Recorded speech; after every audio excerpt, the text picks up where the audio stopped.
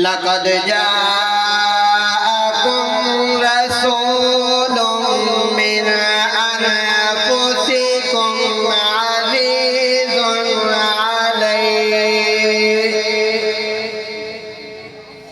عزيز عليه ما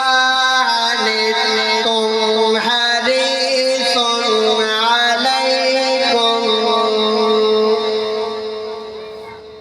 حريص عليكم